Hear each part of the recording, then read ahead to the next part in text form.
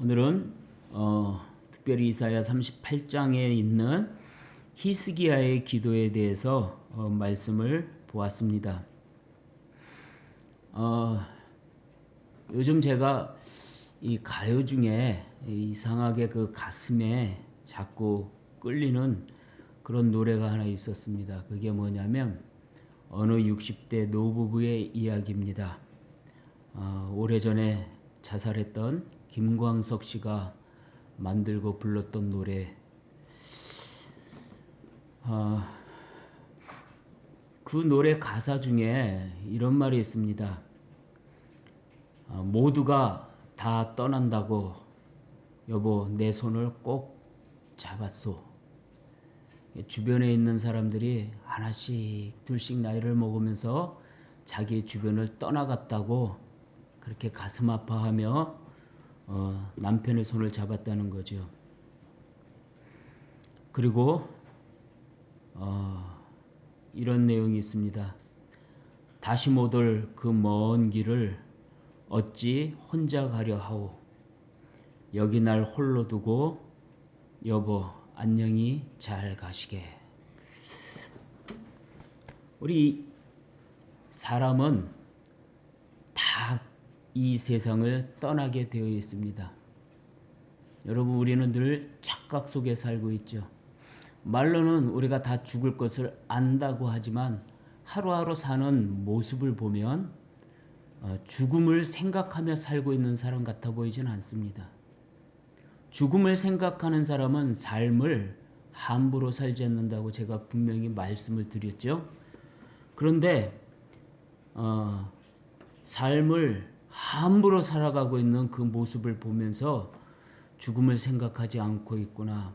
세상에서 죽지 않고 영원히 살 것이란 줄 착각하고 살고 있구나라고 생각을 합니다. 사람들은 자기는 그렇게 생각 안 한다고 하지만 사는 모습은 그렇게 살고 있어요. 그러니까 변명해봐야 소용없는 거죠.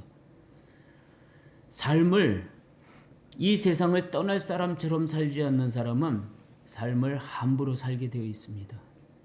그저 느껴지는 대로, 생각나는 대로, 감정대로 이렇게 막 살아가는 거죠. 여러분은 제가 바보처럼 늘 말 안 하고 침묵하고 있고 그러니까 여러분들은 내가 아무것도 모르는 줄 아나 봐요. 여러분, 제가 늘 말씀드렸죠. 제발 믿으세요. 하나님이 저한테 준 은사는 여러분들이 말 안 해도 여러분들이 뭔 짓 하는지 다 보여요. 다 알아요. 근데 말 안 하는 것 뿐이에요. 그러니까 자꾸 저한테 거짓말하지 마세요. 속이려고 하지 마세요.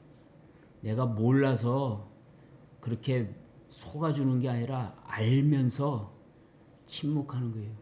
왠 줄 아세요? 여러분 강제로 뭘 한다고 해서 그것으로 인해서 여러분들에게 아무런 유익이 없어요. 강제로 한다고 해서 고쳐지는 것도 아니고 강제로 한다고 해서 여러분들이 천국 갈 수 있는 것도 절대로 아니에요. 여러분 교회 다니기 싫다고 모가지 끌고 와서 교회 앉혀놓으면 강제로 끌고 온다고 해서 그 사람이 천국 갑니까? 못 가요. 예수님을 믿지 않으면 못 가요. 다시 말해서 자기 영혼이 자기 스스로가 해야 그것이 의미가 있고 가치가 있고 그리고 능력이 있는 거예요. 제가 여러분들의 모가지를 끌고 강제로 교회에 앉힌다고 해서 여러분들이 천국 갈 수 있다면 전 정말 돌아다니면서 온 세상 사람들 다 모가지 끌고 와서 교회에 앉힐 거예요. 근데 그렇게 한다고 천국 가는 게 아니에요. 아시죠? 여러분들이 믿어야지 천국 가는 거지 강제로 교회에 끌어다 앉혀놓고 예배드리게 한다고 해서 그게 천국 가는 게 아니에요. 하나님도 그런 방법을 안 쓰셔요. 그런데 제가 그런 방법을 쓸 수 있겠어요? 너 왜 그 거짓말해? 이랬잖아 저랬잖아 교회 와 이렇게 할 수 있죠. 다 아니까. 그런다고 여러분들이 고쳐요? 안 고치잖아요. 그런다고 여러분들이 천국 가요? 못 가요. 그러니까 저는 그렇게 하지 않아요. 중요한 건 여러분들 스스로가 해야 그것이 정말 가치가 있고 하나님께서 그것을 받아주시는 거죠. 그래서 여러분들이 구원을 받고 여러분들의 삶에 하나님이 주시는 축복을 받으며 살아갈 수 있게 되는 거예요. 제가 요즘 여러분들에게 늘 이야기하지만 하나님은 우리를 기계 취급하지 않는단 말이에요. 그죠? 우리를 인격적으로 대하셔요. 강제로 우리 모가지를 꽉 끌고 예수 믿어! 예수 믿어! 죄 짓지 마! 죄 짓지 마! 이렇게 안 하신다고요. 우리에게 자유의지를 주시고 우리의 자유의지를 통해 하나님의 뜻을 깨달아 알고 하나님 앞에 자발적으로 순종하고 하나님을 사랑하고 그래서 하나님의 말씀대로 순종하고 예수 그리스도의 십자가를 믿으며 인생을 살아나감으로 말미암아 구원을 받게 하시는 거죠. 그리고 하나님이 주시는 그 축복의 삶을 살아가게 하시는 것이죠. 그래서 하나님도 여러분들을 모가지를 끌고 오지 않아요. 여러분들에게 늘 기회를 주시고 참아주시되 오래 참아주시고 그리고 다시 용서해 주시고 다시 회복시켜 주시고 그러면서 여러분들을 하나님의 복된 자녀로 스스로 살아갈 수 있도록 인도하여 주시는 것이죠. 그것이 구원입니다. 여러분들이 스스로 하지 않으면 절대로 구원을 받을 수가 없는 것이죠. 오늘 우리가 읽은 이 성경에 보면 히스기야는 원래 정해진 삶은 여기까지가 끝입니다. 이제 더 이상 살 수가 없죠. 곧 죽게 됩니다. 하나님께서는 선지자를 통해서 이 히스기야에게 그 이야기를 합니다. 너는 이제 죽고 살지 못할 것이다. 그러니까 네 인생을 정리하고 유언을 해라 라고 말씀을 하셨습니다. 이 히스기야는 다른 왕들과 달리 하나님 앞에 순종하고 하나님의 말씀에 충성되게 살았던 하나님의 종이라고 말할 수 있는 그런 왕이었습니다. 이전의 왕들이 우상 숭배하고 악을 행하며 하나님 앞에 반역적으로 살았는데도 불구하고 이 히스기야 왕은 하나님의 말씀을 사랑하고 성전을 사랑하고 우상을 타파하고 하나님의 말씀대로 삶을 살아나갈 수 있도록 나라를 통치했던 그런 훌륭한 왕이었던 것이죠. 그런데 그 왕이 이 짧은 인생을 살다가 떠나게 되었다는 것입니다. 그래서 하나님은 그 히스기야에게 네가 죽게 될 것이다. 더 이상 못 산다. 그러니까 네 삶을 정리하라 라고 말씀을 하십니다. 이 말씀을 들은 히스기야 왕이 벽을 향해서 통곡을 하며 하나님 앞에 기도합니다. 내가 그동안 하나님의 말씀을 온전히 순종하며 하나님의 뜻에 따라 살았다는 것을 기억해 주십시오. 하나님 앞에서 범죄하지 않고 하나님 앞에 선하게 행한 것을 기억해 주십시오 라고 기도하면서 통곡을 하죠. 하나님께서는 그 히스기야의 기도를 들으시고 다시 선지자를 통해서 너의 수명을 15년을 연장해 주겠다. 그 증표로 이 해시계의 그림자가 뒤로 10도 물러가게 할 것이니 그걸 보고 하나님이 너의 수명을 15년 연장했다는 사실을 기억해라 라고 말씀을 하십니다. 여러분, 하나님께서 이 히스기야를 더 살게 하신 이유가 있죠. 더라는 말은 원래 죽어야 할 시기가 정해져 있는데 그 수명보다 길어졌다는 것입니다. 원래 죽어야 할 시간을 지나서 끝나지 않고 더 길어졌다. 그런 의미로 더라는 말을 사용하고 있습니다. 더. 여기가 끝인데 하나님이 끝내지 않고 길게 해 주셨다. 더 추가해 주셨다. 그래서 더 살게 하셨다라고 하는 거죠. 우리는 인생을 살다가 죽음이 가까웠을 때 선택을 해야 됩니다. 선택을 할 때 보면 이 불신자들은 선택을 할 때 둘 중에 하나를 선택하죠. 어차피 죽을 거니까 막 살자. 그런 인생이 있고, 또 이제 죽을 거니까 포기하고 삶을 잘 정리하자. 이런 사람들이 있습니다. 믿는 사람들 중에서도 죽음이 가까이 왔을 때 선택을 하게 됩니다. 어떤 사람들은 더 살게 해달라고 하나님 앞에 기도하는 사람이 있는가 하면, 어떤 사람은 하나님 나의 생애를 잘 정리하고 천국으로 갈 수 있게 인도해 달라고 그렇게 기도하는 사람들이 있습니다. 예수님께서 십자가에 달려 죽으실 때 십자가에 두 강도가 있었습니다. 한쪽 강도는 예수님에게 네가 하나님의 아들이 아니냐, 너와 우리를 구원해봐라 라고 하면서 죽을 때까지 그 모습을 고치지 않고 끝까지 죽을 짓을 하면서 살 수 있는 방법을 찾아보려고 그렇게 행동을 했습니다. 그런데 또 다른 한편에 있는 강도는 오히려 그러한 강도를 책망하면서 예수님에게 당신의 나라에 임하실 때 나를 기억해 주십시오. 나를 불쌍히 여겨 주시옵소서 라고 하면서 자신의 인생을 회개하고 자기를 천국으로 인도해 달라고 부탁을 드렸습니다. 우리도 인생을 살아가면서 우리 인생에 있어서 삶이 맞춰지는 순간이 다가왔을 때 우리도 항상 선택을 해야 됩니다. 물론 불신자의 모습을 우리가 생각할 필요는 없겠지만 우리가 믿는 사람이라면 우리는 선택을 해야 되는 것이죠. 히스기야처럼 하나님 더 살게 해 주십시오 라고 하나님께 기도를 하든가, 아니면 내 삶을 아름답게 마감할 수 있도록 하나님 은혜를 내려달라고 그렇게 기도를 할 수 있을 것입니다. 가장 안 좋은 건 뭐냐면 예수를 믿는 사람이, 하나님의 자녀라는 사람이 인생을 그저 아무런 의미도 없이 목적도 없이 그냥 더 살게 해달라고 하는 것입니다. 그리고 죽지 않으려고 온갖 세상 방법으로 자기의 삶을 연장하고자 그렇게 날뛰며 사는 것이 가장 불쌍한 모습입니다.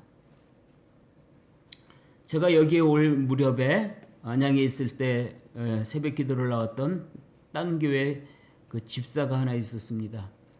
참 그런대로 우리한테 열심히 헌신도 하고 도움도 주고 그랬던 분이신데, 그분이 폐암에 걸렸습니다. 폐암이죠?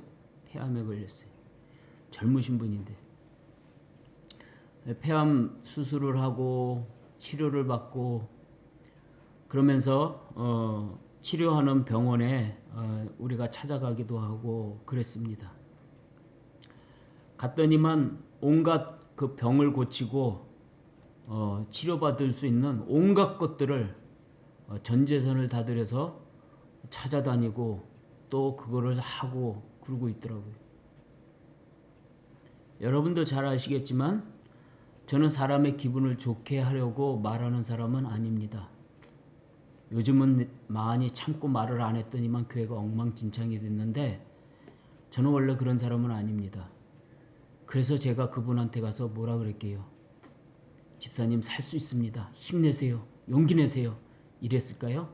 천만의 말씀이죠. 저는 그렇게 말은 못해요. 하나님이 어떻게 하신다는 걸 뻔히 아는데 어떻게 거짓말을 해요? 그래서 뭐라고 했을까요? 죽을 준비하세요.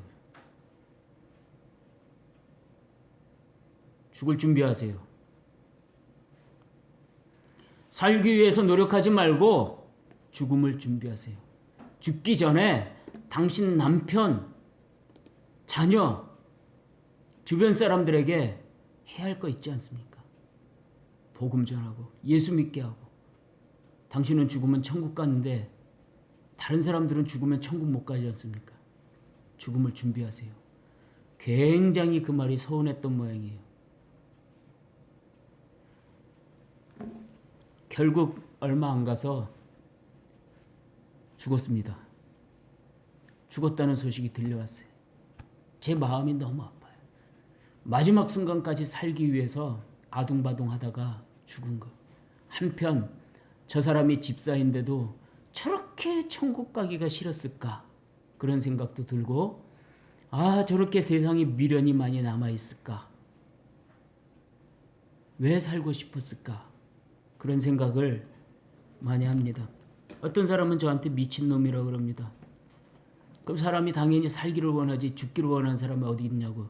기독교인은 다르죠.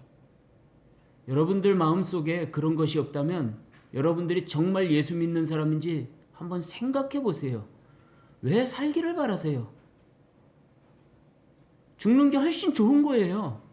천국 가니까. 단 내가 믿음이 없으면 죽는 게 가장 불행한 거죠. 지옥 가니까. 이 히스기야는 하나님을 못 믿는 사람이 아니에요. 하나님을 믿고, 그래서 하나님 앞에서 절대 충성하며 일평생을 살았던 사람임에도 불구하고 그가 더 살기를 바랬어요. 하나님 앞에서. 그래서 통곡을 하면서 하나님 앞에 기도를 했던 거죠. 그렇다면은 하나님은 때가 돼서 그냥 죽게 만들지 왜 히스기야에게 선지자를 보내서 네가 곧 죽는다, 삶을 정리해라, 유언을 남겨라 라고 이 소식을 알렸을까요? 거기에는 분명한 이유가 있는 것이죠. 다시 말하면 죽음이라는 가장 나쁜 소식을 들려줌으로 말미암아 그가 인생을 하나님 앞에서 가장 좋게 마감 지을 수 있는 기회를 주신 거예요. 이 소식을 들었기 때문에 히스기야는 하나님 앞에 간절히 기도를 했고, 그 간절한 기도를 하나님이 들으시고 그에게 15년이라는 생명의 연장을 허락하여 주셨던 것이죠. 그러면 하나님께서는 왜 이렇게 죽음을 알리셨을까? 첫째로 그는 하나님 앞에 기도하게 만드는 거죠. 그의 인생의 주인이 하나님이시라는 사실을 잊어버리지 않게 하기 위해서 하나님께서는 그에게 죽음을 알려주신 것이에요. 그리고 그에게 다시 살게 된, 더 살게 해주시겠다는 소식을 알려주심으로 말미암아 우리의 생명, 우리의 삶, 우리의 죽음까지도 다 하나님께 달렸다는 것을, 그에게 하나님의 주권이라는 것을 알려주신 것이죠.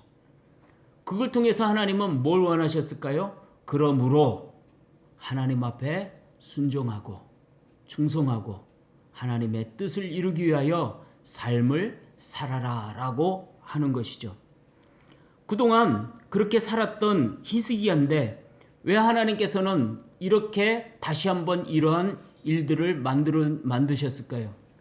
하나님 뜻 가운데 살았던 히스기야였지만 그도 점점점 삶이 쇠락해 가고 또 신앙이 쇠락해 감으로 말미암아 그가 잘못될 가능성이 있었기 때문에 하나님께서 정신 차리게 하는 거죠.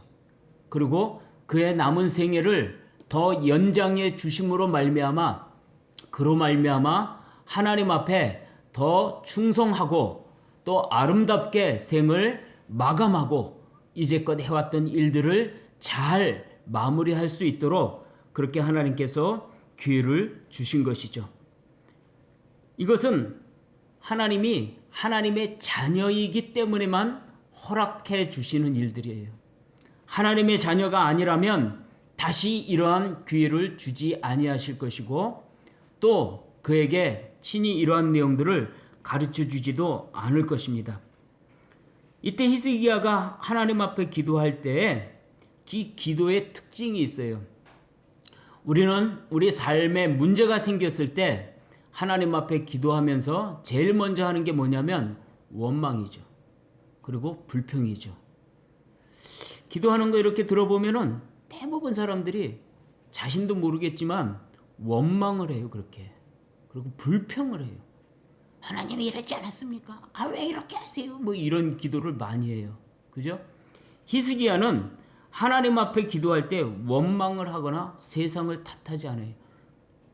하나님 왜 내 인생을 이렇게 짧게 주셨어요? 이러지 않아요. 하나님 내가 세상이 나를 이렇게 밖에는 못 살도록 만들어졌습니까? 이런 말도 안 해요. 그리고 뭐라 그래요? 하나님, 제가 하나님 앞에 온전히 행한 것을 하나님 아시지 않습니까? 하나님 목전에서 악을 행하지 않고 선을 행하며 살았던 것, 하나님의 뜻을 이루기 위하여 순종하며 살았던 것 하나님 아시지 않습니까? 라고 기도를 하죠. 히스기야의 기도는 이런 거예요. 내 인생이 하나님 손에 달려 있습니다. 그래서 나는 하나님께 순종하며 살았습니다. 그러니 내가 좀 더 하나님께 순종하며 살아갈 수 있도록 은혜를 베풀어 주옵소서라고 기도를 하고 있는 것이죠. 우리는 남 탓을 하고 세상 탓을 많이 해요. 그러나 하나님은 절대 그런 것을 받아들이지 않으시는 분이에요. 결국은 내가 그렇게 살았기 때문에 세상이 그렇든 남들이 그렇든 상관없이 내 탓이에요. 아담과 하와가 범죄했을 때 하나님이 아담에게 가서 말씀하시죠. 네가 왜 그딴 짓 했냐? 먹지 말라는 선악과를 왜 따먹었냐? 그러니까 아담이 뭐라 그래? 하나님이 만들어준 여자가 먹으라 그래서 먹었어요. 그래요. 아주 웃기죠? 무슨 말이에요? 하나님이 잘못한 거예요. 그 얘기예요. 왜 여자를 만들어줘 갖고 그 여자가 나를 유혹해서 그래서 내가 선악과를 따먹었으니까 내 탓이 아니고 여자 탓이고 하나님 탓이다 이거예요. 그래서 하나님이 여자한테 또 물어요. 하와에게 물어요. 왜 그런 짓 했냐? 뱀이 꼬셔서 먹었습니다. 무슨 말이에요? 하와는 내 잘못이 아니라요. 뱀의 잘못이에요. 뱀이 나를 유혹했어요. 뱀도 하나님이 만들었잖아요. 뱀 탓이고 하나님 탓이에요. 그죠?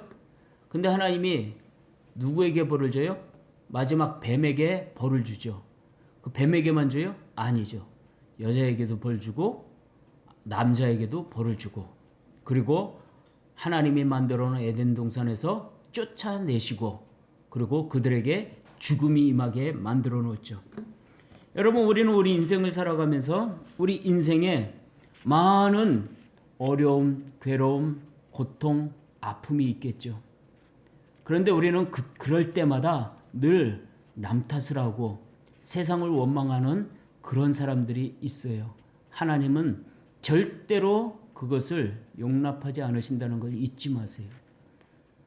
남 탓이건 세상 탓이건 결국 내가 거기에 굴복을 한 것이고 내가 그런 세상을 받아들였기 때문에 내가 인생을 이렇게 사는 거예요.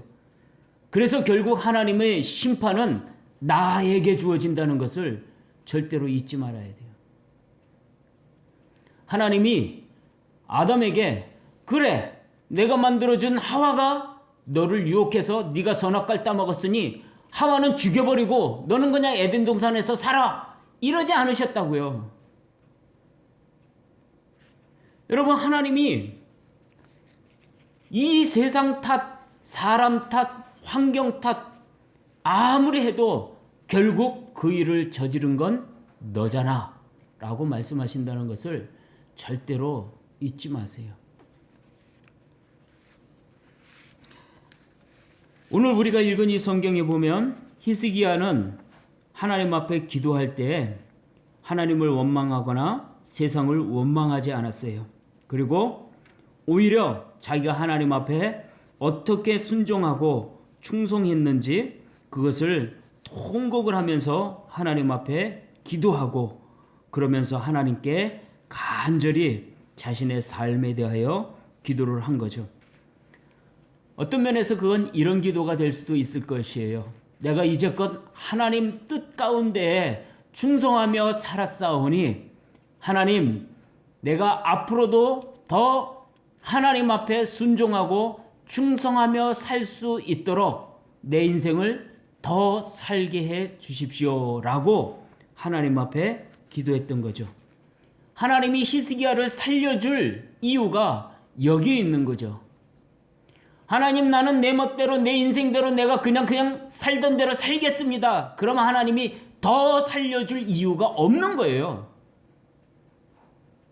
근데 히스기야가 이렇게 기도한 거는 내가 이제껏 하나님 앞에 순종하고 충성하며 하나님 뜻 가운데로 살았습니다 라고 하면서 자기의 생명을 위하여 기도한 것은, 그러므로 하나님이 더 인생을 허락하여 주시면 그 남은 인생도 하나님의 뜻 가운데 하나님 앞에 충성하며 하나님께 순종하며 살겠습니다라는 기도를 한 거죠.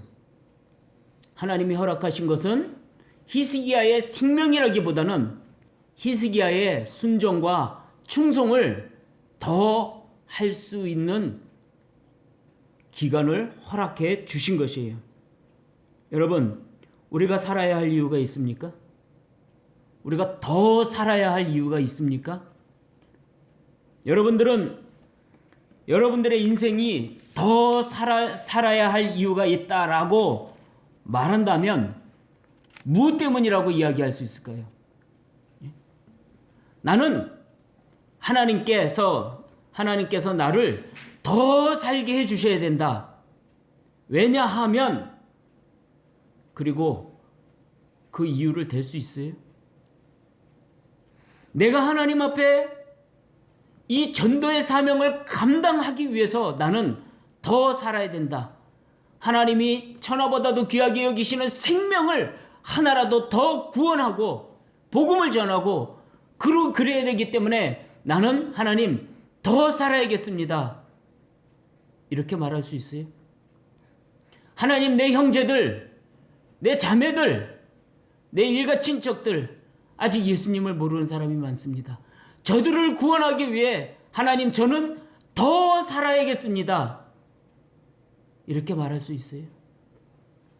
하나님, 내가 못된 인간이었는데, 나쁜 인생이었는데 사람들이 다 압니다. 그런데 내가 하나님 말씀대로 순종하며 내 인생이 변해서 하나님의 자녀다운 아름다움과 거룩함으로 인생을 살아가는 모습을 사람들에게 보여서 저들로 하여금 예수 믿고 구원받게 해야 할 사명이 있습니다. 그래서 저는 더 살아야겠습니다. 이렇게 말할 수 있어요?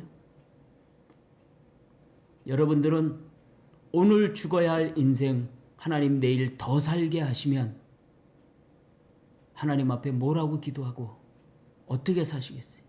하나님, 어제도 내 욕심대로 살았으니 내일도 내 욕심대로 살도록 더 살게 해주세요. 이렇게 기도할 건가요?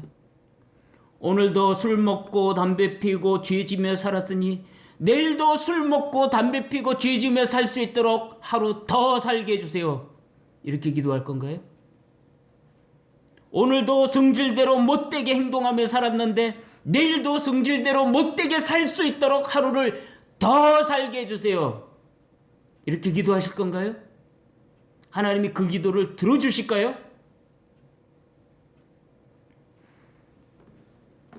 여러분, 우리는 우리 인생을 더 살게 하시는, 오늘 끝나야 할 인생을 내일 더 살게 하시는 하나님 앞에 뭐라고 기도하고 어떻게 살 것인가 생각을 좀 해봅시다. 하나님이 나를 더 살게 하셔야 할 이유가 있는지 내 삶을, 내 마음을 돌아보세요. 어떤 사람은 더 사는 게 좋을 수도 있고 나쁠 수도 있어요. 더 살게 되었다고 타락하고 방종하면 그 사람은 더 살지 않는 게 복된 거예요. 예수님을 믿고 구원받은 기쁨에 감격해서 하나님 앞에 순종하며 그렇게 기쁨으로, 신앙으로 살고 있을 때 죽는 게 복된 거예요. 그렇게 살다가 1년이 지나 2년이 지나 신앙이 식고 영혼이 침체되고 그리고 타락하고 방종하고 예전에 했던 죄의 길을 다시 걸어가고 그러다가 영원히 주의 곁을 떠난다면 그 사람은 하나님이 더 살게 하신 것이 그 사람에게는 불행이 될 수밖에 없다는 것을 잊지 말아야 돼요.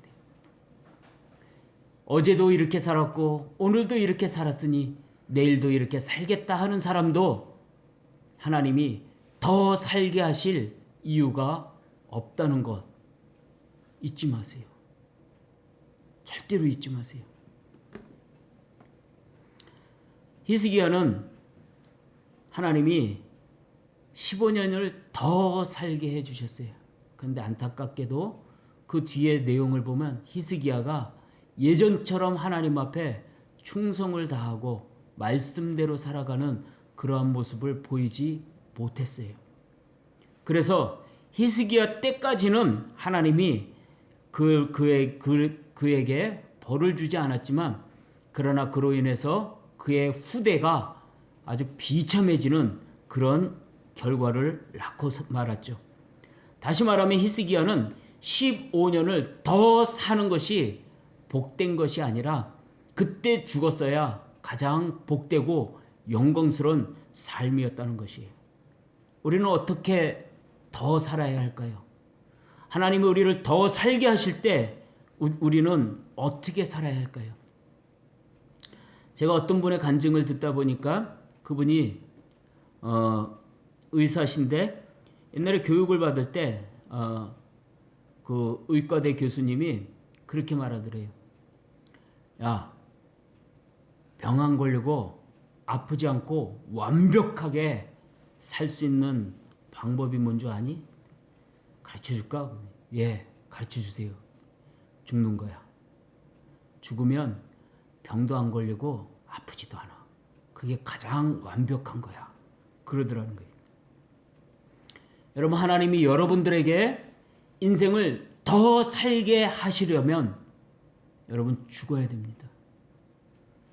옛사람의 내가 죽고 하나님의 사람으로 거듭나야만 하나님이 나를 더 살게 하시는 겁니다. 내가 죽지 않고 예전의 그 모습 그대로 계속 산다면 하나님이 나를 더 살게 하시는 것이 의미가 없어요. 예전에 그 모습 그대로 옛사람으로 죄의 습관과 성품대로 그대로 더 살겠다고 하면 하나님이 나를 더 살게 해주실 이유가 없는 거예요. 고마 여기서 끝내라 라고 말씀하실 수밖에 없는 것이죠. 여러분 더 살기를 원한다면 죽으세요. 여러분 성품과 성격과 기질을 죽이세요. 여러분들의 생각을 죽이세요. 오직 신앙으로 다시 태어나고 예전에 나는 완전히 죽어 없어져야 돼요. 예전에 죄의 습관들, 성품들, 기질들을 죽여버려야 하나님이 나를 더 살게 하실 이유가 있는 거예요. 갈라디아서 2장 20절에 보면 바울이 이렇게 이야기합니다. 내가 그리스도와 함께 십자가에 못 박혔나니 그런즉 이제는 내가 사는 것이 아니요 오직 내 안에 그리스도께서 사시는 것이라. 이제 내가 육체 가운데 사는 것은 나를 사랑하사 나를 위하여 자기 자신을 버리신 하나님의 아들을 믿는 믿음 안에서 사는 것이라 라고 고백했습니다. 예전에 나는 죽었어요. 이제 내가 사는 것은 내 안에 계신 예수 그리스도가 사는 것입니다. 그것이 하나님이 나를 더 살게 하시는 이유가 되는 것입니다. 이제껏 살아온 삶을 철저히 회개하고 죽이십시오. 이제껏 갖고 있었던 죄의 습관들, 욕심들, 감정들 다 죽이십시오. 그리고 이제는 하나님이 나를 더 살게 하시는 이유와 목적이 있는 삶으로 변하십시오. 그것이 하나님이 나를 더 살게 하시는 이유가 되는 것입니다. 어떤 자매가 이런 간증을 했습니다. 학교 다닐 때 학교 체육대회에서 자기 친구가 쓰러졌대요. 그래서 그 친구를 병원에 데리고 가려고 어깨동무하고 데리고 가다가 자기도 같이 쓰러져 버렸대요.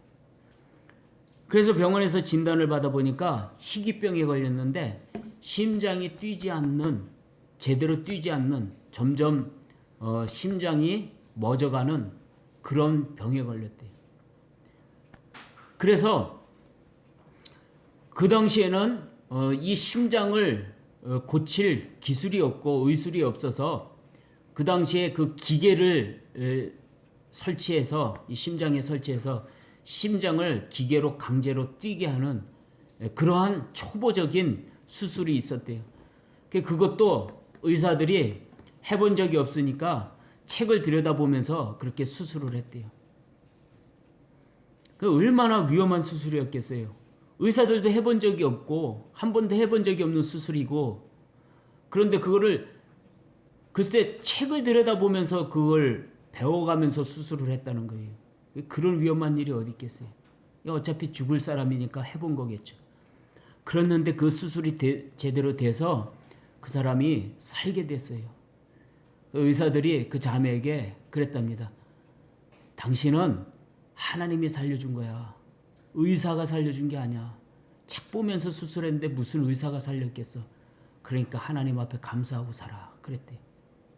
그래서 그 다음부터는 이 자매가 교회 다니면서 열심히 믿음으로 세상을 살았다고 합니다. 이 자매가 처음에 이 병이라는 걸 알고, 심장이 멎는 병이라는 걸 알고 죽게 되었을 때 제일 먼저 한 말이 뭐냐면, 나 죽으면 안 돼. 그랬대요. 나 죽으면 안 돼. 나 살아야 돼. 그랬대요. 그리고 이 수술을 받은 후에 살게 되었죠. 근데 이 기계가 영원히 작동하는 기계가 아니라 3년에 한 번씩 큰 수술을 통해서 바꿔줘야 한대요. 그래서 학생 시절에 받았던 수술이 지금 30살이 넘었는데 몇 번을 수술을 하면서 이젠 돈도 바닥이 나고 더 이상 수술을 받을 수 없는 지경까지 갔다는 거예요. 이 자매가 그렇게 말하는 거예요. 이제는 죽어도 돼요. 나 이제 죽어도 돼요. 살고 죽는 건 하나님께 달려있고 하나님이 데려가시면 이제 죽어도 돼요. 그전에는 내가 지옥을 갈 사람이었기 때문에 죽으면 안 됐지만 지금은 내가 하나님의 은혜 가운데 이렇게 살고 있으니까 지금 죽어도 괜찮아요. 이제는 죽어도 돼요. 이렇게 말을 했다고 합니다. 여러분, 강용호 박사 아시죠? 맹인 박사님. 맹인인데 어린 12살인가 그때 축구를 하다가 뇌를 다쳐가지고 맹인이 됐습니다. 이분이 맹인인데도 미국에 유학까지 가서 박사학위를 받고 아주 세계적으로 유명한 사람이 됐습니다. 그래서 미국 백악관에서 장애자들을 돕는 그런 자문위원으로도 활동을 하고 유엔에서도 세계 그 장애자들을 위해 돕는 그런 일들을 하는 아주 유명하신 박사님이 있었습니다. 이분이 2011년에 췌장암 진단을 받았는데 의사가 지금 당장 돌아가시는 건 아니지만 생명이 얼마 남지 않았습니다 라고 말을 했다 그래요. 이때 이 강용호 박사님이 웃으면서 하나님 앞에 그렇게 기도를 했대요. 하나님, 사랑하는 사람들에게 작별 인사를 할 수 있는 시간을 허락해 주셔서 감사합니다. 그리고 그 후에 그동안 함께 사랑하면서 살았던 주변의 모든 사람들에게 작별 인사를 하고 한국에도 왔었어요. 한국에도 와가지고 자기 친척들, 형제들 그리고 자기와 그동안 교류했던 모든 사람들에게 인사를 하고 작별을 고하고 그리고 돌아가서 마지막을 자식들이 보는 앞에서 편안하게 떠났다고 합니다. 그분이 돌아가시기 전에 했던 일들을 그 아들이 이야기하는데 그랬다 그래요. 2011년도까지 세금을 싹 계산해서 세금을 다 냈대요. 하나도 남기지 않고 다 내고 자기의 재산을 자기에게 그렇게 사랑을 베풀어줬던 모든 사람들을 위해 써달라고 로타리에다가 기증을 해서 장애자들이나 어려운 사람들을 돕는 장학기금으로 기증을 했다는 거예요. 그러면서 그 자녀들에게 그렇게 이야기했답니다. 내가 죽은 다음에 장례를 지낼 때 슬퍼하지 말고 축제로 내 장례를 치러 달라. 이분이 이렇게 삶을 마지막까지 즐겁게 살다가 떠날 수 있었던 것은 첫째로 이분이 천국에 대한 소망, 천국에 대한 믿음이 있었기 때문에 죽음이 두려운 것이 아니라 죽음이 기쁨이 될 수 있었다는 것입니다.